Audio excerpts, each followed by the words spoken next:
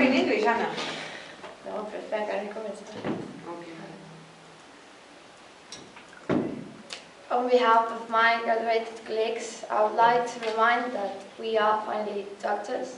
So thank you to Nespresso coffees, Red Bulls and Monsters to make this possible. Dear professors, don't worry, because as great professionals we have become because of you, we will never ever receive any of these energy drinks to our patients, to our lovely patients. Since we were kids, we have been told to choose any job as long as we love every piece of it. Therefore, as doctors, we love patients. We don't like healthy people, but we do love ill people. We shouldn't be that well considered by having that mind. Nevertheless, think about it. We would be jobless if there were no current illnesses. But before my medicine degree is denied, I must single out those who, without their knowledge, dedication and vocation, we wouldn't be here with these mortarboards upon our heads. Although the world is one's oyster, I will never finish giving thanks to all these people we have known all these years since we were freshmen. They have not only taught us the essence of medicine, they showed us every day to appreciate our job, to increase our empathy with the others, to give always our best, to be the greatest doctors of tomorrow, and above all, to be human beings.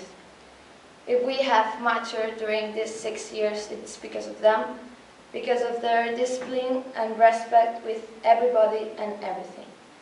We owe them two of the major gifts that anyone can get: knowledge and education.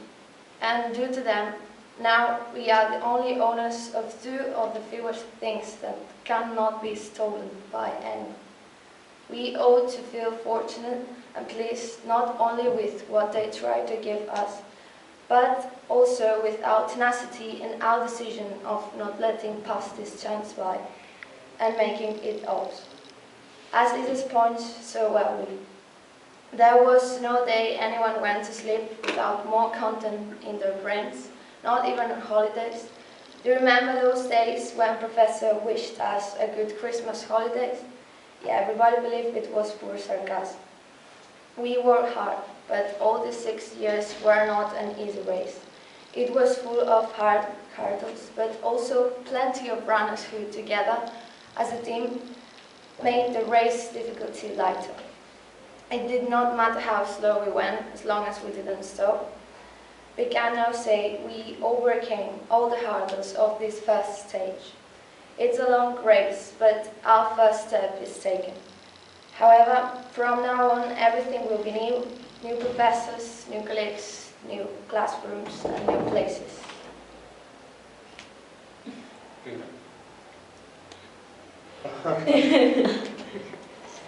It all may seem a big mess again, but as you all know, it's the life of the freshman. But today we are here to commemorate our first stage. As the Honorable Gandhi said, live as if you were to die tomorrow, learn as if you were to live forever. For now, let's take an unforgettable summer, but let's begin September with strength and persistence. You all certainly know our actions will be crucial according to our future. Therefore, let's take advantage of the knowledge we will receive and let's make it ours. We are the future of tomorrow, so let's go and do it productively well. Thank you.